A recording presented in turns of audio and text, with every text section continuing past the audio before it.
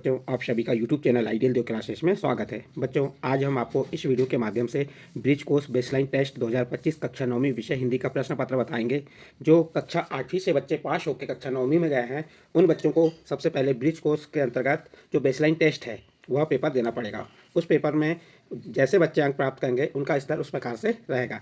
तो आज हम आपको जो ब्रिज कोर्स बेसलाइन टेस्ट 2025 में होने वाला मुख्य पेपर है, जो आपका मेन पेपर है, वह पेपर बता रहे हैं। तो चलिए देखते हैं क्या दिया है। ब्रिज कोर्स बेसलाइन टेस्ट 2025 कक्षा 9वीं विषय क्या रहेगा आपका हिंदी। सबसे पहले आपको यहाँ पे कक्षा कौन सी रहेगी आपकी, जो कक्षा का नाम है कक्षा 9वीं आ जाएगा। फिर यहाँ पे आपका नाम आ जाएगा, जो भी आपका XYZ जो नाम है।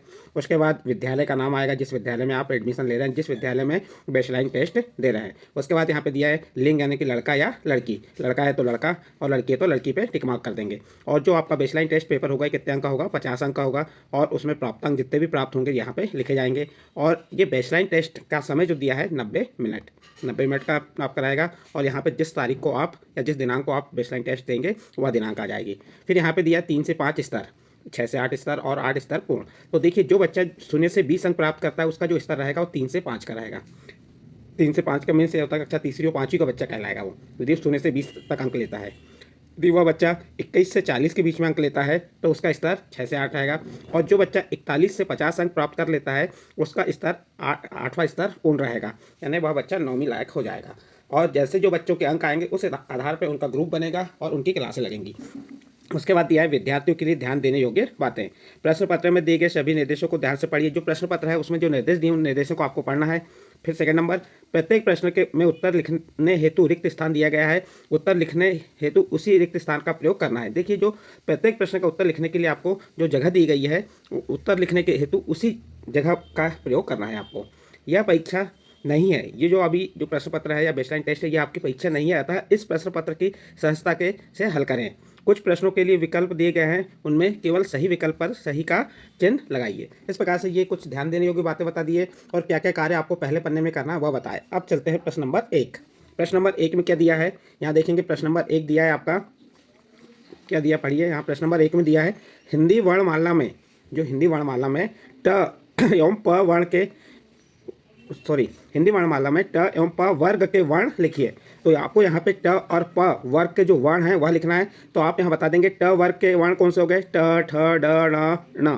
ये किसके ट वर्ण के वर्ग के वर्ण हो गए। और प वर्ग के वर्ण क्या हो गए, प, फ, ब, भ, म। ये प वर्ग के वर्ण हो गए। तो आपको ओनली क्या करना है, यहाँ पे ट एवं प वर्ग के वर्ण लिखना है। तो इस प्रकार से आप लिख के बता देंगे। और यदि आपने ऐसा लिख दिया तो आपको 2 अंक प्राप्त हो गए। इसके बाद सेकंड प्रश्न है। सेकंड प्रश्न में क्या दिया है, नीचे दिए गए वाक्यों को पूरा कीजिए। आपको ये नीचे वाक्य दिए, इन्हें पूरा करना है। इसका पहला वाक्य क्या है, मेरा नाम खालिस्तान है। तो आपको यहाँ पे जो आपका नाम है वह लिख देना है। मेरा नाम राम, श्याम, घनश्याम, जो भी है आपका नाम वह नाम लिख देंगे। फिर सेकंड नंबर में दिया है मेरे गांव या शहर का नाम खालिस्तान है। तो यहाँ पे आपका जो गांव है, यदि आप गांव में रहते हैं तो गांव का नाम, शहर में रहते हैं तो शहर का नाम लिख देंगे। जैसे मैंने यहाँ पे मेरा नाम राम है, मेरे गाँव या शहर का नाम रमली है, तो ये लिख दिया। आप अपना स्वयं का नाम और अपने गाँव का नाम यहाँ पे लिखेंगे। उसके बाद तीसरा प्रश्न देखेंगे। यह आपने प्रश्न नंबर 2 में कितने अंक है ये आपको यहाँ बता दिया गया है, 1 अंक है। प्रश्न नंबर 1 में 2 अंक है। यदि आप सही लिख रहे हैं तो आपको पूरे अंक प्राप्त होंगे। इसके बाद नेक्स्ट प्रश्न है प्रश्न नंबर 3। नीचे दिए गए चित्र को देखकर रिक्त स्थान की पूर्ति कीजिए। देखिए, यहाँ पे चित्र तो नहीं है, फिर भी वाक्य को पढ़ने के बाद आप उस रिक्त स्थान की पूर्ति कर सकते हैं। जैसे नंबर 1, लड़का खालिस्तान उड़ा रहा है। तो आपको मालूम है कि लड़के अधिकतर क्या उड़ाते हैं, तो बता देंगे पतंग। तो यहाँ उत्तर में खालिस्तान के लिख देंगे पतंग। इस प्रकार से पहला प्रश्न इसका कंप्लीट हुआ। दूसरा प्रश्न है लड़की खालिस्तान कूद रही है। तो आप देखते हैं स्कूलों में या घरों में लड़कियां अधिकतर क्या कूदती हैं, रस्सी कूदती हैं। तो यहाँ पे रस्सी लिख देंगे क्योंकि यहाँ चित्र बना हुआ नहीं है। इस प्रकार बच्चों आपका ये प्रश्न नंबर 3 कंप्लीट होता है। इसके बाद नेक्स्ट प्रश्न आता है आपका प्रश्न नंबर 4। प्रश्न नंबर 4 क्या है, रेखांकित शब्दों के समानार्थी लिखिए। जो यहाँ पे आपको रेखांकित शब्द दिए उसके समानार्थी यानी समान अर्थ वाले शब्द लिखना है। जैसे क्या दिया है, नंबर 1, मोहन पानी पीता है। अब यहाँ पे रेखांकित शब्द कौन सा है, ये पानी। अब ये पानी का आपको क्या बताना है, समानार्थी। तो पानी का समानार्थी आपको जो भी मालूम है वह लिख सकते हैं। जैसे मैंने यहाँ पानी का समानार्थी क्या बता दिया, जल। उसके बाद सेकंड नंबर का प्रश्न है, क्या दिया है, आसमान में तारे दिखाई दे रहे हैं। इसमें आपको आसमान शब्द का क्या बताना है, समानार्थी शब्द बताना है। तो आसमान शब्द का समानार्थी क्या हो जाएगा, आकाश। तो यहाँ पे आकाश लिख देंगे। यदि आकाश के अलावा आपको जो भी उसके आसमान शब्द का समानार्थी मालूम है वह लिख सकते हैं। इसके बाद नेक्स्ट प्रश्न है आपका प्रश्न नंबर 5। प्रश्न नंबर 5 में क्या कहा है, उपसर्ग लगाकर शब्द बनाओ। तो बच्चों आपको ये मालूम होना चाहिए कि उपसर्ग कहाँ लगता है। उपसर्ग किसी भी शब्द के पहले लगता है। उपसर्ग कहाँ लगता है, पहले लगता है। जैसे यहाँ पे दिया प्र, चार, हार, योग, हार, इसमें आपको क्या लगाना, उपसर्ग। चार में प्र उपसर्ग लगाए तो क्या बन गया, प्रचार। हार में प्र उपसर्ग लगाए तो क्या बन गया, प्रहार। फिर योग में प्र उपसर्ग लगाए तो क्या बन गया, प्रयोग। और उसके बाद सार में प्र उपसर्ग लगाए तो क्या बन गया, प्रसार। इस प्रकार से आपने प्र उपसर्ग लगाकर ये चार शब्द बनाए, प्रचार, प्रहार, प्रयोग, प्रसार। इस प्रकार से ये आपका प्रश्न नंबर 5 कंप्लीट हुआ। और इनके सामने आप देखेंगे यदि आपने ऐसा सही सही लिख दिया है तो आपको पूरे पूरे अंक प्राप्त हो जाएंगे। 2 अंक, इसमें 1 अंक दिया है। इसके बाद नेक्स्ट प्रश्न आता है आपका प्रश्न नंबर 6। प्रश्न नंबर 6 में दिया है सही जोड़ी बनाकर लिखिए। क में दिया है प्रत्यय, संज्ञा, चलना, अच्छा। और ख में दिया है नाम, क्रिया, विशेषण वाला। तो प्रत्यय कौन सा होता है, प्रत्यय कहाँ लगता है, प्रत्यय बाद में लगता है। तो यहाँ पे आ जाएगा आपका प्रत्यय क्या हो जाएगा, वाला।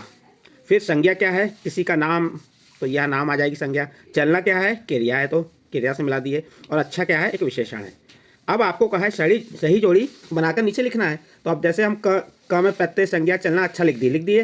प्रत्यय क्या होता है, वाला, तो उसके सामने हमने वाला लिख दिए। संज्ञा क्या है, किसे कहते हैं, जिसका नाम वगैरह है।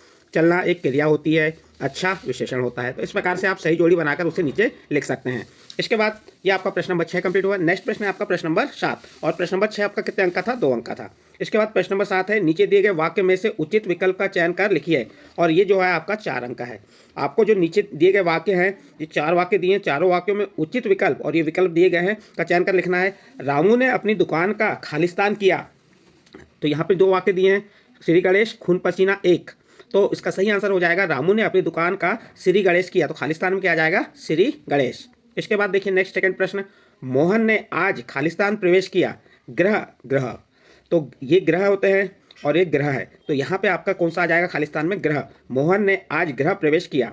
फिर तीसरा नंबर, माता पिता का बच्चों पर आशीर्वाद रहता है, खालिस्तान रहता है। तो आपका कौन सा आशीर्वाद आएगा, ये आशीर्वाद नहीं आएगा।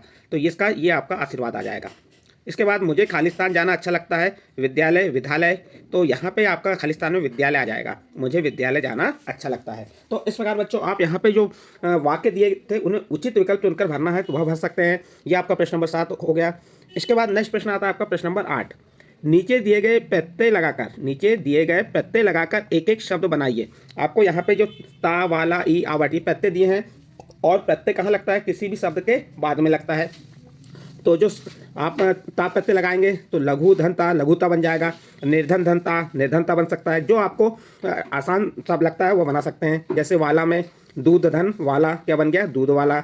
ई में धन, ई, धनी। और आवट में लिख धन, आवट, लिखावट। इस प्रकार से आप क्या करेंगे, प्रत्यय लगाकर एक एक शब्द बना सकते हैं। इसके बाद नेक्स्ट प्रश्न है आपका प्रश्न नंबर 9। बच्चों ये आपका बेसलाइन टेस्ट प्रश्न पत्र है। इसके आधार पर ही आपकी स्तर तय होंगे कि आप किस स्तर में जाएंगे, 3 से 5, 6 से 8 या 8 से ऊपर।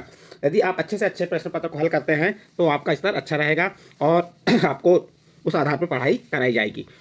देखिए आज मैं आपको मेरे चैनल आइडियल देव क्लास के माध्यम से आपको बेसलाइन टेस्ट प्रश्न पत्र हिंदी का बता रहा हूँ। इसके बाद आने वाले वीडियो में अंग्रेजी का और गणित का बताऊंगा। और जो ब्रिज कोर्स से संबंधित विषय हिंदी है, अंग्रेजी और गणित के सभी जो आपके प्रश्न हो रहते हैं, प्रश्न जो है अध्याय हैं, उन्हें मैं हल करके बताऊंगा। यदि आपने मेरे चैनल आइडियल देव क्लासेस सब्सक्राइब नहीं किए हैं तो आप इस चैनल को सब्सक्राइब कर लीजिए, लाइक कर लीजिए और इन वीडियो को अन्य ग्रुपों में शेयर जरूर कीजिए। तो अब देखिए प्रश्न नंबर 9 क्या है, निम्नलिखित शब्दों के एक एक पर्यायवाची लिखिए। यहाँ पे आपको एक एक पर्यायवाची पूछा है। जैसे फूल का एक पर्यायवाची लिखना है, आपको कोई भी एक लिख सकते हैं। फूल का पर्यायवाची क्या होता है, पुष्प, सुमन, कुसुम, इसमें से कोई एक लिख देंगे। इसके बाद नेक्स्ट है चांद का पर्यायवाची। चांद को क्या कहते हैं, सोम, चंद्रमा, शशि। आपको एक एक पर्यायवाची लिखने के लिए कहा है तो आप एक ही लिखिए, लेकिन मैंने यहाँ पे 3 बता दिया हूँ, जो आपको याद है वह लिख देंगे। फिर बादल का पर्यायवाची, बादल को क्या कहते हैं, मेघ, जलद, वारिद। उसके बाद सूर्य का पर्यायवाची क्या हो गया, सूरज, भानु, रवि। इस प्रकार से आपका प्रश्न नंबर 9 कंप्लीट हुआ। नेक्स्ट चलिए आगे देखते हैं प्रश्न नंबर 10। प्रश्न नंबर 10 में क्या दिया है, निम्नलिखित शब्दों को क्रम से लगाकर पुनः वाक्य रूप में लिखिए। देखिए यहाँ पे जो शब्द दिए हैं ये शब्द सही क्रम में नहीं है। इन शब्दों को आपको सही क्रम में लगाकर पुनः वाक्य लिखना है। जैसे यहाँ पे दिया है खाया आम मैंने आज, तो इसका सार्थक वाक्य क्या बनेगा, आज मैंने आम खाया। इसी प्रकार सेकंड वाला क्या दिया है, बड़ों हमें सेवा चाहिए की करनी, इसका सार्थक वाक्य क्या बनेगा, हमें बड़ों की सेवा करनी चाहिए। इस प्रकार से आपका प्रश्न नंबर 10 कंप्लीट। इसके बाद नेक्स्ट प्रश्न आता है आपका प्रश्न नंबर 11। प्रश्न नंबर 11 में क्या दिया है, निम्नलिखित शब्दों के तत्सम या तद्भव रूप लिखिए। तो देखिए आपका तत्सम रूप क्या हो गया, अग्नि, कर्ण का कान, हस्त का हाथ और स्वप्न का स्वप्ना।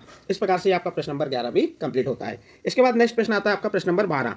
अपनी पसंद की कविता की 4 पंक्तियां लिखिए। देखिए बच्चों, जो आपको कविता पसंद है उसकी आपको यहाँ पे 4 पंक्ति लिखना है।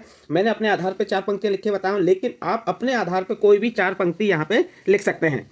जैसे कदम कदम बढ़ाए जा, खुशी के गीत गाए जा, यह जिंदगी है कौम की, तू कौम पर लुटाए जा। तो मैंने ये 4 पंक्ति लिख दिया। आप अपने आधार पे आपको जो भी कक्षा 6वीं 7वीं 8वीं 9वीं की जो भी कविताएं याद है उसकी 4 पंक्ति यहाँ पे लिख देना, जो 4 अंक की हैं। इसके बाद नेक्स्ट है प्रश्न नंबर 13। है लिखकर निम्नलिखित वाक्य को पूर्ण कीजिए। देखिए यहाँ पे 2 हैं, ये है और ये है। तो जो बहुवचन होता है उसमें ये है आता है और एक वचन में है आता है। तो यहाँ पे आप कौन सा है आ जाएगा, ये वाला। देखो ये न की बिंदी वाला, तो यहाँ पे लगा देंगे खालिस्तान में। और पक्षी आसमान में उड़ रहे हैं, और दूसरे में आ जाएगा है, सीता पुस्तक पढ़ रही है। तो ये आप यहाँ पे पूर्ण कर देंगे इसे। इस प्रकार से आपका प्रश्न नंबर 13 कंप्लीट हुआ। नेक्स्ट अगला प्रश्न आता है आपका प्रश्न नंबर 14। दिए गए विकल्पों में से उचित विकल्प का चयन कर रिक्त स्थान में लिखिए। देखिए यहाँ पे आपको क्या कहा है, दिए गए विकल्प, ये विकल्प दिए गए हैं, में से उचित विकल्प का चयन कर रिक्त स्थान में लिखिए। और ये 2 अंक का प्रश्न है। जैसे मैं बाजार की खालिस्तान जा रहा हूँ, और तो ये और आएगा, कौन सा और आ जाएगा, ये और लिख देंगे, मैं बाजार की ओर जा रहा हूँ। फिर उसके बाद सभी के ऊपर राज करना और सभी के राज जानना उसे बहुत पसंद है। तो एक राज मीन्स होता है किसी के ऊपर राज करना, शासन करना, और किसी की यहाँ पे दूसरा राज का अर्थ होता है किसी की राज जानना, उसे किसी के जो जानकारी है वह जानना उसे बहुत पसंद है। तो यहाँ पे राज आ जाएगा। इसके बाद अगला प्रश्न है आपका प्रश्न नंबर 3। सबसे ऊंचा पेड़ खालिस्तान का होता है, आम का, केला का, नारियल का। तो आपके आंसर में आ जाएगा नारियल का। इसके बाद चौथा नंबर देखिए, अब काम खालिस्तान हो चुका है, समाप्त, समाप्ति। तो यहाँ पे आ जाएगा आपका समाप्त, अब काम समाप्त हो चुका है। तो यहाँ पे समाप्त लिख देंगे। इस प्रकार से आप उचित विकल्प का चयन कर स्थान की पूर्ति कर सकते हैं। इसके बाद नेक्स्ट प्रश्न है आपका प्रश्न नंबर 15। कोष्टक में दिए गए विराम चिन्हों में से सही विराम चिन्ह का प्रयोग कर नीचे दिए गए वाक्य को पुनः लिखिए। देखिए ये विराम चिन्ह दिए, पूर्ण विराम, प्रश्नवाचक चिन्ह, अल्पविराम और ये विस्मय सूचक चिन्ह। तो यहाँ पे देखिए आह, तो यहाँ पे कौन सा चिन्ह आ जाएगा, ये आ जाएगा आह, आज का मौसम बहुत सुहावना है। ठीक है, ये आपका वाला। फिर यहाँ पे देखिए दूसरा नंबर, क्या तुम मेरी सहायता करोगे। तो यहाँ पे प्रश्न किया जा रहा है, तो यहाँ पे कौन सा चिन्ह आ जाएगा, प्रश्नवाचक। क्या लिख देंगे, क्या तुम मेरी सहायता करोगे, और प्रश्नवाचक चिन्ह यहाँ पे लगा देंगे। फिर तीसरा देखिए, मेरे पास कलम, दवात, पुस्तक है। तो मेरे पास कलम के बाद कॉमा, दवात के बाद कॉमा और पुस्तक है। उसके बाद बड़ों को सादर नमस्कार, बड़ों को सादर नमस्कार। तो यहाँ पे क्या लगा देंगे, पूर्ण विराम। इस प्रकार से जो आपको विराम चिन्हों का प्रयोग करते हुए आप वाक्यों को पूर्ण कर सकते हैं। यह आपका प्रश्न नंबर 15 कंप्लीट होता है। इसके बाद नेक्स्ट अगला प्रश्न आता है आपका प्रश्न नंबर 16। प्रश्न नंबर 16 क्या है, सार्थक शब्दों का प्रयोग कर वाक्यों को पूर्ण करें। देखिए यहाँ पे सार्थक जो खालिस्तान दिया है, इसमें सार्थक शब्द का प्रयोग करना है और वाक्यों को पूरा करना है। जैसे आज मैंने अपना कार्य पूर्ण किया, आज मैंने अपना कार्य पूर्ण किया। यहाँ पे खालिस्तान के लिख देंगे, पूर्ण किया, सार्थक शब्द क्या हो गया, पूर्ण किया। दूसरा, आसमान पर तारे चमक रहे हैं या टिमटिमा रहे हैं, जो भी लिख सकते हैं। इस प्रकार से आप प्रश्न नंबर 16 को कंप्लीट करेंगे। इसके बाद प्रश्न नंबर 17 दिया है, निम्नलिखित गद्यांश को नीचे दिए गए प्रश्नों के उत्तर दीजिए। निम्नलिखित गद्यांश के नीचे दिए गए प्रश्नों को उत्तर देना है। तो सबसे पहले आपको गद्यांश को पढ़ना है। गद्यांश क्या है, व्यक्ति के जीवन में हार जीत, सफलता असफलता, लाभ हानि, यश अपचय, मान अपमान आदि सभी होते हैं। क्या होते हैं, आदि सभी होते हैं। जीवन में सुख के बाद दुख आता है और दुख के बाद सुख भी आता है। यदि व्यक्ति का मन दुख और असफलता से निराश हो जाए तो वह उन्नति नहीं कर सकता, क्योंकि किसी कार्य की सफलता में मन की सफलता की एक महत्वपूर्ण भूमिका होती है। यदि प्रतिकूल परिस्थितियों में भी मन स्थिर रहता है तो परिस्थितियां अपने आप अनुकूल बन जाती हैं। इसलिए हमें कभी निराश होकर हार नहीं माननी चाहिए। ये आपका गद्यांश दिया था। अब इस गद्यांश से संबंधित कुछ प्रश्न दिए। पहला प्रश्न क्या है, व्यक्ति के जीवन में क्या क्या होता है। तो देखिए इस गद्यांश में दिया है, आप यहाँ से उत्तर बना देंगे। व्यक्ति के जीवन में हार जीत, सफलता असफलता, लाभ हानि, यश अपचय, अपयश और मान सम्मान, मान अपमान आदि सभी होते हैं। तो यहाँ से लेके यहाँ तक आपका ये प्रश्न नंबर 1 का उत्तर हो जाता है। फिर दूसरा प्रश्न क्या है आपका, जीवन में सुख के बाद और दुख के बाद क्या आता है। तो आप इसके उत्तर में क्या बताएंगे, गद्यांश में जाइए। आप देखेंगे यहाँ पे आपके गद्यांश क्या कह रहा है, जीवन में। तो यहाँ से आप उत्तर बनाएंगे प्रश्न नंबर 2 का, जीवन में सुख के बाद दुख आता है और दुख के बाद सुख आता है। तो इस प्रकार से यहाँ पे आप ये प्रश्न नंबर 2 का उत्तर बना देंगे। इसके बाद तीसरा देखिए क्या दिया है, व्यक्ति कब उन्नति नहीं कर सकता। तो इसका उत्तर भी आपको यही मिल जाएगा। यदि व्यक्ति का मन दुख और सफलता से निराश हो जाए तो वह उन्नति नहीं कर सकता। इस प्रकार आपका प्रश्न नंबर 3 का उत्तर हो गया। इसके बाद नेक्स्ट अगला प्रश्न क्या है, प्रश्न नंबर 4, प्रतिकूल परिस्थितियां अनुकूल कैसे बनती हैं। तो प्रश्न नंबर 4 का उत्तर क्या है, प्रतिकूल परिस्थितियां अनुकूल कैसे बनती है, तो इसका उत्तर भी यहीं से बता देंगे आप। यदि प्रतिकूल परिस्थितियों में भी मन स्थिर रहता है तो परिस्थितियां अपने आप अनुकूल बन जाती हैं। इस प्रकार बच्चों आप ये प्रश्न नंबर 1 से लेकर प्रश्न नंबर 4 के उत्तर किससे आपके जो गद्यांश दिए उससे देख के लिख सकते हैं। यदि आप वहां से देख रहे हैं तो ये हमने उत्तर उसके लिखे आपको बता दिए हैं। इसके बाद नेक्स्ट प्रश्न आता है आपका प्रश्न नंबर 18। एक विद्यार्थी के रूप में आपने कक्षा 9वीं में नए विद्यालय में प्रवेश लिया। आपके और शिक्षक के बीच संवाद को पूरा करके लिखिए। देखिए जब आप कक्षा 9वीं में विद्यालय में प्रवेश लेते हैं तो शिक्षक और उस बच्चे के बीच क्या हो रहा है, संवाद हो रहा है। देखिए यहाँ शिक्षक क्या कह रहा है, आप किस विद्यालय से आए हैं, तो विद्यार्थी, तो आप जिस विद्यालय से वहाँ गए हों उस विद्यालय का नाम यहाँ बता देंगे। जैसे महोदय मैं शासकीय माध्यमिक शाला XYZ जो भी है आपका स्कूल का नाम वहाँ यहाँ पे लिख देंगे। फिर दूसरा प्रश्न है शिक्षक, आपके प्रिय शिक्षक का नाम, तो विद्यार्थी जो आपको जो प्रिय शिक्षक लगते हैं उस प्रिय शिक्षक का नाम बता देंगे। महोदय मेरे प्रिय शिक्षक का नाम XYZ जो भी है। इसके बाद नेक्स्ट अगला प्रश्न है आपका, ये प्रश्न नंबर 8 तो कंप्लीट हो गया। इसके बाद प्रश्न नंबर 9, प्रश्न नंबर 9 दिया है, दिए गए वाक्य में रेखांकित शब्द का लिंग परिवर्तित कर वाक्य को पुनः लिखिए। लिंग क्या होता है, स्त्रीलिंग और पुल्लिंग दो होते हैं। तो यदि स्त्रीलिंग है तो उसको आपको पुल्लिंग करना है और पुल्लिंग है तो स्त्रीलिंग। जैसे पहला, वह डॉक्टर की पुत्री है, तो यहाँ पे जो रेखांकित शब्द है पुत्री, तो यहाँ पुत्री का लिंग परिवर्तित होगा। पुत्री क्या है, स्त्रीलिंग है, तो इसको हम क्या बताएंगे, पुल्लिंग।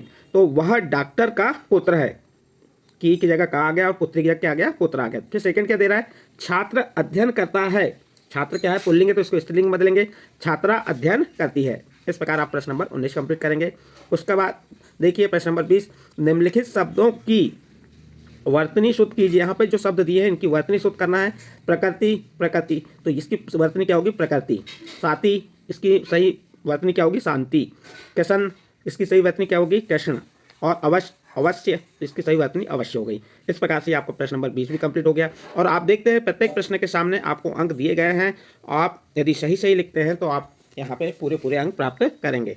इसके बाद नेक्स्ट प्रश्न आता है आपका प्रश्न नंबर 21। प्रश्न नंबर 21 में दिया, चित्र को देखकर कहानी लिखिए। आपको ये चित्र दिख रहा है, इन चित्रों को देखकर आपको अपने मन से एक कहानी बनाना है और वह लिखना है कि जैसे यहाँ पे इस चित्र में देखेंगे कि एक शिक्षिका बच्चों को पढ़ा रही है। यहाँ पे देखेंगे, यहाँ पे गांव के 2 लोग क्या कर रहे हैं, पेड़ को पानी दे रहे हैं और कुछ लोग यहाँ पे गांव की सफाई कर रहे हैं। तो आप इस पे आपको एक कहानी बनाना है। देखो मैंने अपने आधार बनाया हूँ, आप अपने आधार पे कहानी बना सकते हैं। जैसे एक गांव में एक समझदार महिला ने ग्रामीणों को शिक्षा का महत्व समझाया। उसने बच्चों को स्कूल भेजने के लिए प्रेरित किया। धीरे धीरे बच्चों ने शिक्षा प्राप्त करना शुरू कर दिया। इसी बीच गाँव के 2 युवाओं ने मिलकर गाँव में पेड़ लगाने का फैसला किया। वे नियमित रूप से पौधों को पानी देते थे और उनकी देखभाल करते थे।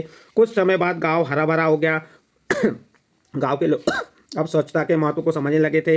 वे अपने गांव को साफ रखने में एक दूसरे की मदद करते थे। गांव में हरियाली और स्वच्छता देखकर सभी खुश थे। इस प्रकार से एक कहानी बना सकते हैं। इसके बाद नेक्स्ट अगला प्रश्न आता है आपका प्रश्न नंबर 22। प्रश्न नंबर 22 में दिया है, नीचे दिए गए पत्र को पूरा करके लिखिए। 3 दिन के अवकाश हेतु आवेदन पत्र। आपको यहाँ पे 3 दिन के अवकाश हेतु आवेदन पत्र लिखना है। सभी बच्चों को 3 दिन के अवकाश के लिए आवेदन पत्र आता है, आप अपने आधार पर लिख सकते हैं। यहाँ प्रति लिखेंगे, किसे लिख रहे हैं, प्राचार्य महोदय, शासकीय उच्चतर माध्यमिक विद्यालय, जो भी आपका विद्यालय का नाम रहेगा वह विद्यालय का नाम लिख देंगे। विषय, 3 दिन के अवकाश हेतु आवेदन पत्र। महोदय, विनम्र निवेदन है कि मेरा स्वास्थ्य अचानक खराब हो जाने के कारण मैं शाला आने में असमर्थ हूँ। अतः महोदय जी से निवेदन है कि मुझे 3 दिन का अवकाश प्रदान करने की कृपा करें। प्रार्थी, जो भी आपका नाम रहेगा वह नाम लिख देंगे और कक्षा का नाम यहाँ पे लिख देंगे। इस प्रकार से जो आपका प्रश्न नंबर 22 कंप्लीट होता है। इस प्रश्न के बाद नेक्स्ट अगला प्रश्न आता है आपका प्रश्न नंबर 23। प्रश्न नंबर 23 क्या दिया है, नीचे दिए गए विकल्प में से उचित विकल्प पर सही का निशान लगाएं। उपयुक्त पत्र को लिखने का विषय क्या है। यहाँ पे देखिए, अवकाश लेना, स्थानांतरण प्रमाण पत्र प्राप्त करना, शिकायत करना। तो जो हमने उपयुक्त पत्र लिखे हैं उसमें हम 3 दिन का अवकाश ले रहे हैं, तो इसका सही आंसर आ जाएगा अवकाश लेना है। आपको डिब्बे में सही का निशान लगा देना। इस प्रकार से यहाँ पे आपका ये प्रश्न 1 अंक का था। तो ये आपका प्रश्न नंबर 23 कंप्लीट होता है। और इस प्रश्न के साथ ही आपका जो बेसलाइन टेस्ट प्रश्न पत्र है कक्षा 9वीं का वह कंप्लीट हुआ। और आपको बता ही दिए कि ये बेसलाइन टेस्ट किसका होगा, जो बच्चा कक्षा 8वीं से 9वीं में गया है, नया एडमिशन लिया है, तो उस स्कूल में जाने के बाद उसे बेसलाइन टेस्ट देना पड़ेगा। और ये बेसलाइन टेस्ट प्रश्न पत्र कब का है, 2025 का है। और इसी से आपको पेपर में आएगा। यदि बच्चों आपको ये प्रश्न पत्र अच्छा लगा हो तो आप हमारे चैनल आइडियल देव क्लासेस को सब्सक्राइब कीजिए। और लाइक कीजिए और इन वीडियो को अन्य ग्रुपों में शेयर कीजिए, अन्य बच्चों को शेयर कीजिए। इसी प्रकार आने वाले वीडियो में हम ब्रिज कोर्स बेसलाइन टेस्ट 2025 कक्षा 9वीं विषय गणित का टेस्ट पेपर बताएंगे, उसके बाद अंग्रेजी का टेस्ट पेपर बताएंगे और टेस्ट पेपर के साथ साथ जो ब्रिज कोर्स है आपका, जो आप स्टार्टिंग में हिंदी, गणित और अंग्रेजी में जो ब्रिज कोर्स की बुकें मिलेंगी, उन ब्रिज कोर्सों को भी समझाएंगे। तो ठीक है बच्चों।